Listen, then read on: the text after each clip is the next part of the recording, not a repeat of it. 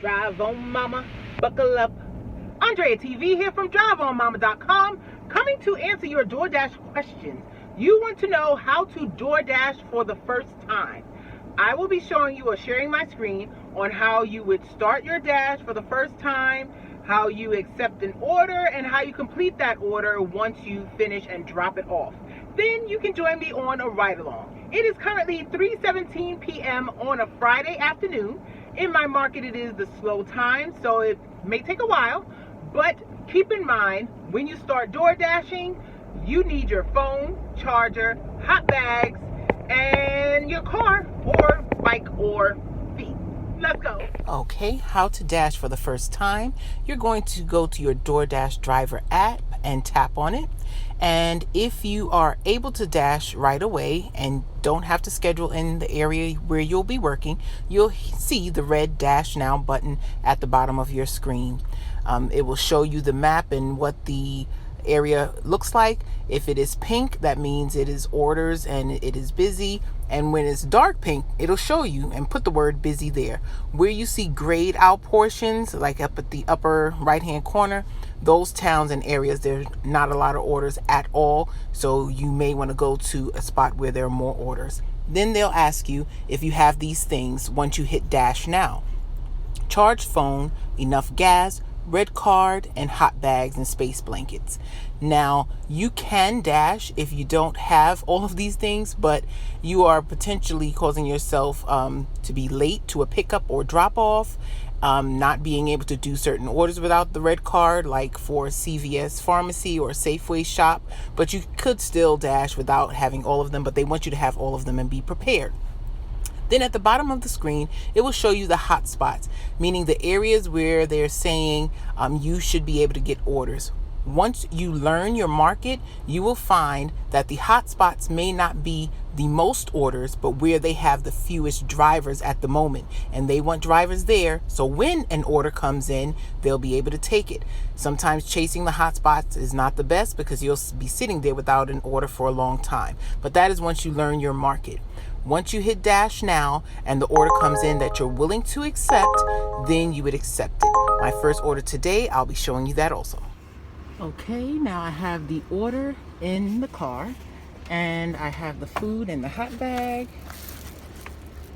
and it's 90 degrees. I just started doing this, bringing a cooler to keep the milkshakes and the cold things, along with my water, sealed up. But we are packed up and ready to go. I don't like the milkshakes dripping in my car, so that's why I started doing that. Let's go deliver. Okay, we have our first order we're going to take for today. It is to Chick-fil-A for $10.50 and a total of 2.3 miles. For the orders that I take, I have a minimum of $2 per mile, typically over $6, but there are instances where I have done less than $6, and going in the direction that I would like to stay in.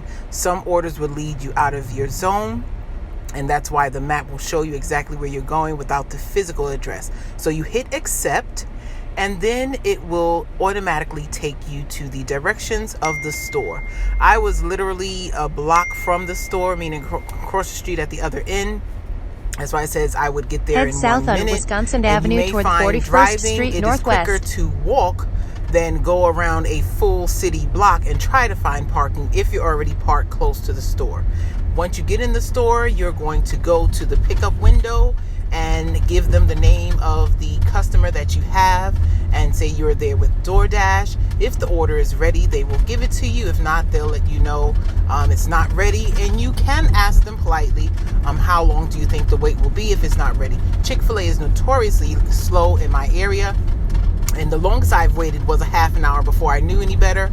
Now I don't wait that long for any order unless it's dead middle of the night and it's a batch and I'm not going to get anything else anyways. So once they give you the order, you would hit confirm pickup once you get back to your car.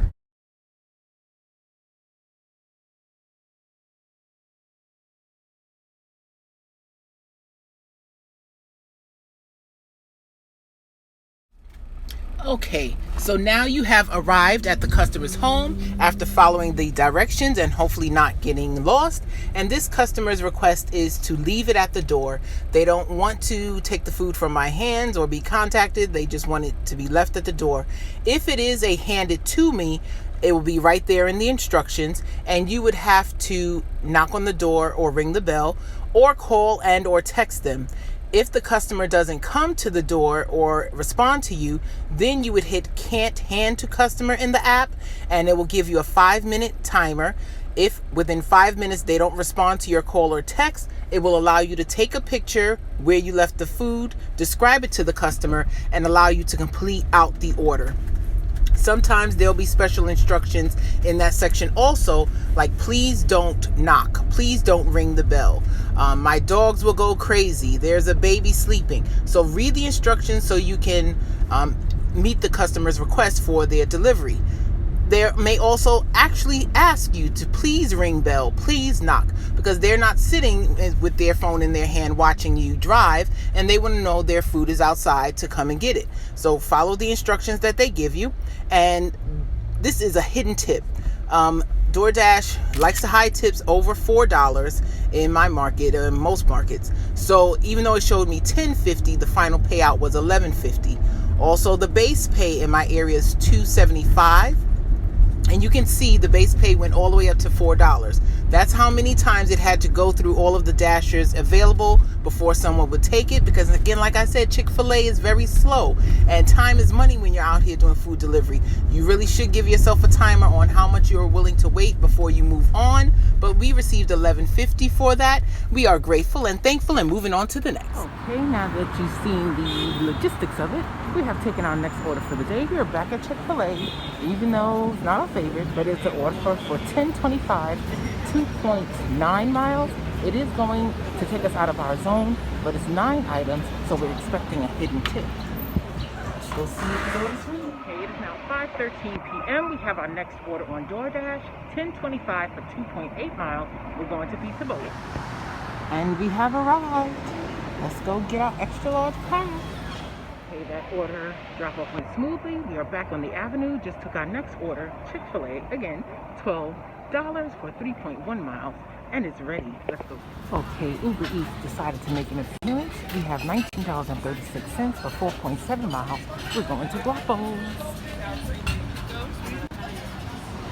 Okay, Uber Eats decided to join the party. We have a batch order, Guapo's, 1 pickup, 2 drop-offs, 4.7 miles for $19.36. We have it in the car already.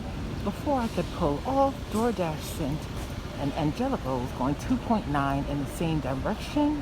I believe it was for $11 or $11.25, but we took that as well. Multi-apping, here we go. Okay, unfortunately the pizza was not ready, so we had to cancel that, and now we're on our way to deliver the 2 Guapos for the 2 Uber Eats customers. Okay, time is now 7:17. Things slowed down a bit once I got back, but we have our next 3 orders. We're going to Bandit Taco. For DoorDash, it is a double order, 7.1 miles in total for $23.50, and on Uber Eats, it's $5 even, going 0.5 miles. Let's go pick it up. Okay, Bandit Taco is slammed. It's a small place inside. I don't know if you can tell, but they have about 8 people waiting for their food inside, in addition to 2 or 3 Uber Eats, DoorDash drivers. So I have the Uber Eats customer for $5 in the car. They're only half a mile away. They're telling people who walk in now it's going to be a 35-minute wait. So I'm going to think about whether I'm going to keep these 2. I tried to unassign both of them just to see if one was a low tipper. Both of them are being shown as $11.75. So they probably both have a hidden tip, even if it's just one. That is $23.50 for hopefully less than an hour's worth. Yeah, let's just go. Okay, when we got back, both orders were ready. We have them in a car. We're on our way. It's going to be 11 minutes to the first customer, who is in Bethesda, and then the second one is in Silver Spring, but not deep into Silver Spring. So we should be able to get both dropped off and back to the avenue before 8 o'clock. Fingers, not before 8 o'clock. We'll get them dropped off before 8. We'll be back on the avenue before that full hour of 8:17.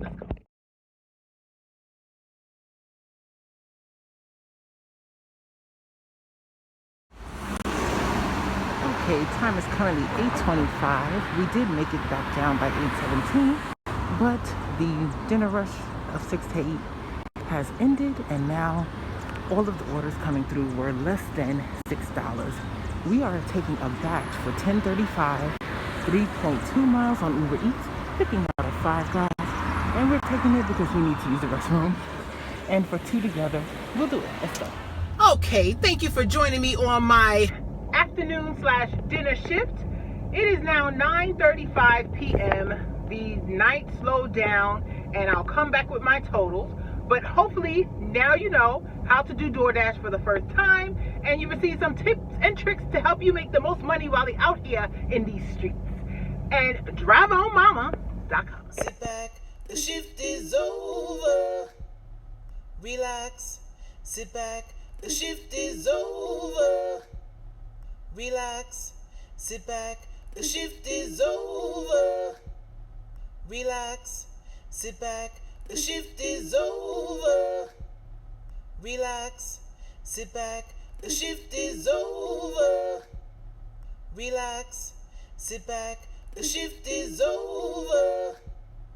Relax, sit back, the shift is over. Relax, sit back, the shift is over. Relax, sit back, the shift is over. Relax, sit back, the shift is over. Relax, sit back, the shift is over. Relax, sit back, the shift is over.